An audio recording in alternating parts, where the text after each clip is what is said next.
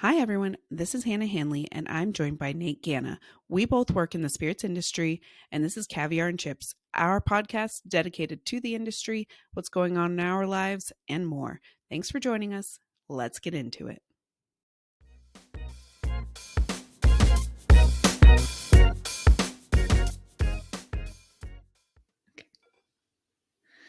Welcome back to another episode of Caviar and Chips. Nate and I are here. We are not together, but we are on the Zoom, and we're going to recap the last couple weeks for you all. How's it going, Nate? Well, that was a heck of a trip. That's all I'm going to say. That was ridiculous. That was a long, long 96 hours. Wow. Is that how Or I long guess it was? 120. I feel No, like it was it only was longer than 96. that. It was 5 Isn't nights. that insane? We did all that 4 nights. in 96 hours. Yeah. I truly couldn't believe it, but we got it done. Amazing. So, and it was a very successful show. So it was really happy. Yeah. How'd you feel? I felt like it was awesome. So Nate and Yeah. I met in San Francisco. He abandoned me at the airport and rented the car, drove straight to Napa, and then I had to get in a Tesla for the hour and a half drive because he could not wait 2 hours. Okay. It wasn't 2 hours. I landed and you said, "Yay, we're just getting seated." You know that that's not normal. You were supposed to be there 30 minutes after me. Instead, you got there when I landed. He You started abandoned late. Sorry, you left when I landed. me. Dude, I will happily pay that Tesla fee to not have to wait around for anybody. Yeah, well, Uh, I I'm Canadian except when it comes to my sleep. yeah, so he had to get his beauty rest in. I got to Napa about 2 hours after he did. And the girls at the front desk were like, I was like, my boss left me a key. And they were like, oh, yeah. I was like, he abandoned me at SFO. And they were like, oh my gosh. And then the rest of the whole time we were there, they were like, are you You would say okay? that, wouldn't you? They were like, do You would say that, wouldn't you? the. Ruthless, Hannah. Ruthless. We went we Crazy. went straight to Honig, which is an amazing winery, sustainable. It's beautiful wines. They're really well known for their Sauvy Bees and their cabs. And we had just a fantastic tasting, and then a little walk around the vineyard right as like the sun was setting. It was beautiful. Can I just say that teams out there were so kind to us the entire time? We had 3 amazing days of 3 amazing hosts, and Honig, Silver Oak, and Hess were all equally just so kind and generous towards us with what they did for us. So it was really cool to see what Napa's doing. Also, really nice to see that the industry seems to be thriving, which is fantastic.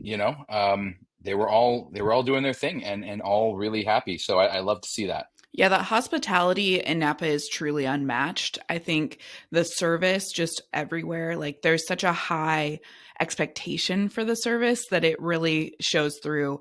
And honestly, like you guys know, I don't get out much, but to experience that kind of service was truly refreshing for me and really just, yeah, it was inspiring. I would say that each of them also offered something different. You know what I 100%. mean? Like Yeah. they were very casual at Honig, yet very gracious with hosting us and touring us around the vineyards. With Hess, obviously, Hess was a little different because it was a whole planned day. But then Silver Oak, shout out to Lauren, huge hookup there. Wow. Never thought we were going to do something like we did. We will get into that, but holy smokes, just everybody had something different to offer, and it was really cool. Yeah, so we did Honig and then we went to Folklore and hung out with our friends there, had a great night. And then we went to Scala for dinner, which was excellent, great food. And then, You know that I can't go on this one without mentioning how hammered you were on night one. you Holy smokes. guys, Guys, I was the babysitter, just FYI. Didn't get paid, unpaid babysitter, might I add. just like my time with Epic John time. John Goslin, John and Kate plus eight, unpaid. Oh, wow. That is, ooh, dis. That's a good one. I like that. That is so true. I forgot about that. They really screwed you there, didn't they? It's so funny. Oh my God. If you That's haven't so listened funny. back to episode like 2 or 3, which don't because we've gotten so much better, but I babysat for John from John and Kate Plus 8, and he got home from the bars in Utah at 4 a.m. and he did not pay me. And so it's kind of an iconic Still crazy to story. me. Anyways, yeah, Still crazy. unpaid babysitting to Nate. I was fine. What's your definition of fine? Let's go over that first. I mean, I wasn't like cobraing. I was like just a little like silly, just being a little silly. I love your morning message when Brandon was like, "How you doing?" You're like, "Great, just ran a 5K." And I had to text you to say, "Did you really?" You're like, "God, no, I was like, are you fucking kidding me? No, absolutely not. no." Oh my No, God, puked in the epic. shower. Just kidding, I didn't. Yeah, you did. Did not. Oh my God. Wow. Then we went on Tuesday to Hess, Persson Estates, and we had just a fantastic day with their team. Audrey, who is their digital marketing gal, she really hooked it up in terms of the experience. It was an unmatched experience at Hess Person. We started the day, we met them at 10 a.m. and started the day by getting in a side by side and doing a side by side ATV tour of the vineyard. And it was just gorgeous. Stephanie Pope was with us, who is their director of winemaking.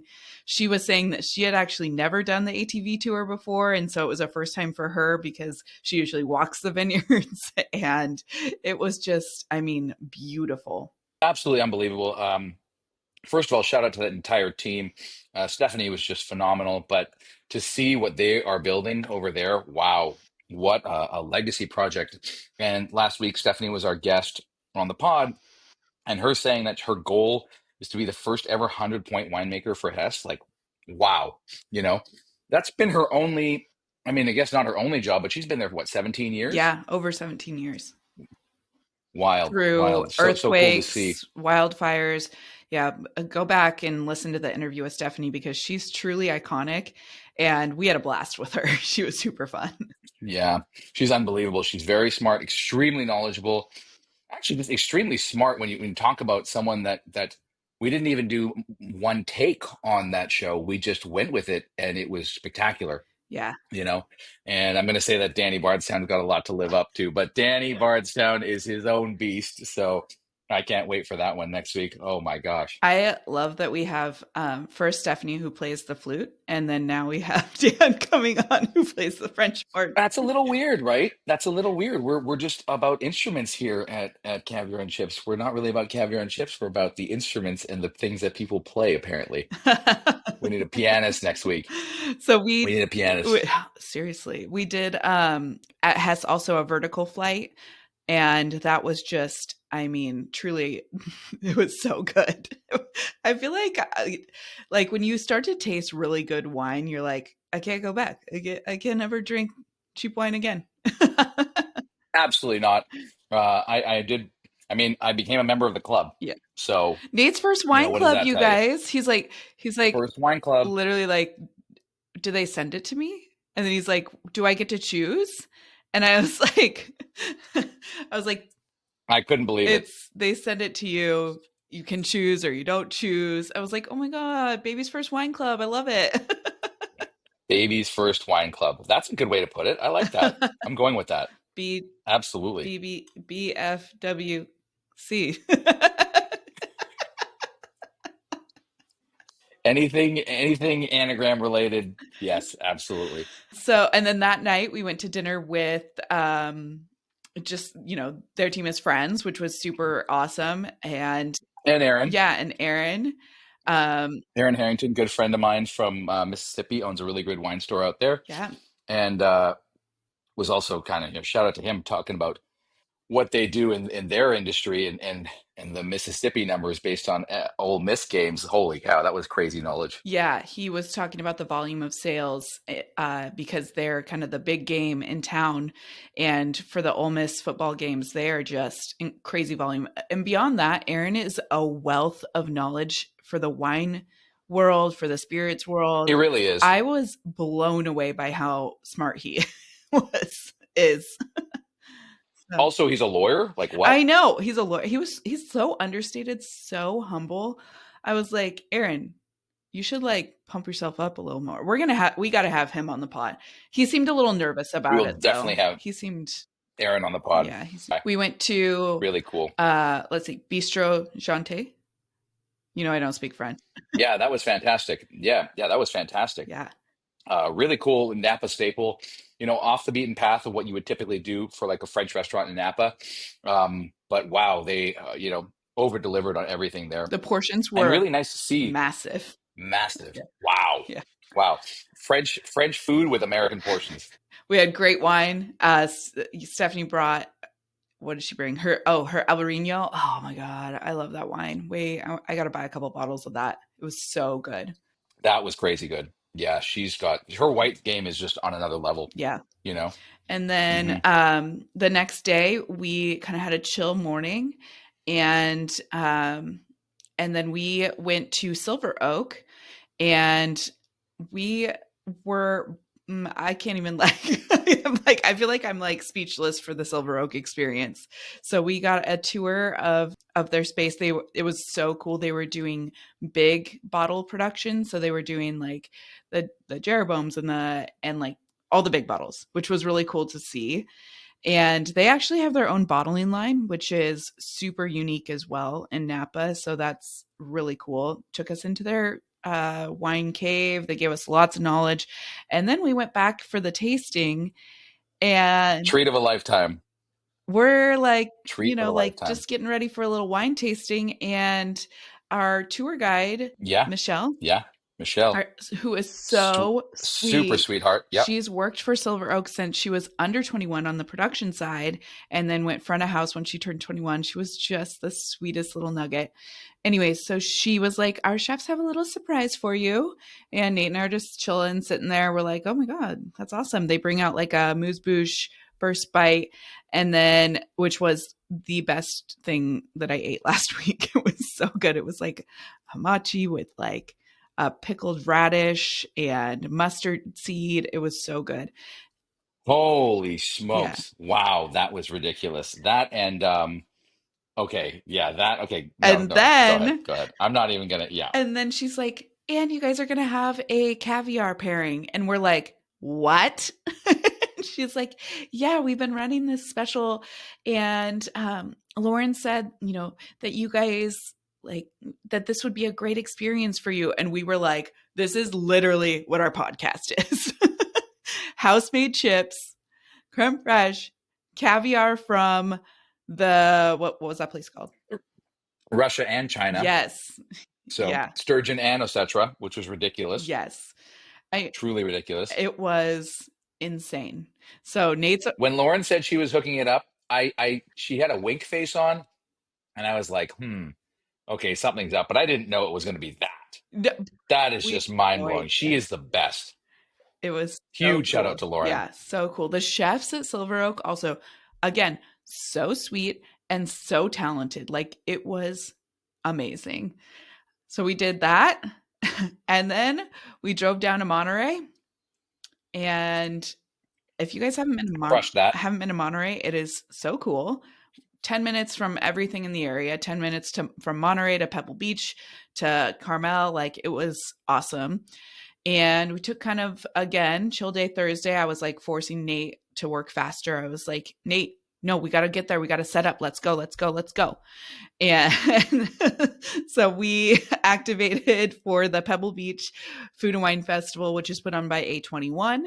And we did a Nate Gonna Spirits experience, which was two beautiful bars. We did rentals through Standard Event Rental, and it was like Super I thought it successful. looked so cute. Yeah, one of the coolest things we've ever done. But I think the coolest part was like this was not your typical food festival that we're used to. This was like just such a different crowd than what I'm used to seeing. Amazing crowd, first of all. Second of all, our bar kicked ass. Yeah. I gotta say, like, that is the first time that I've ever seen a SKU that we've had, a brand that we've had at our panel, uh, get picked up on the spot by a venue.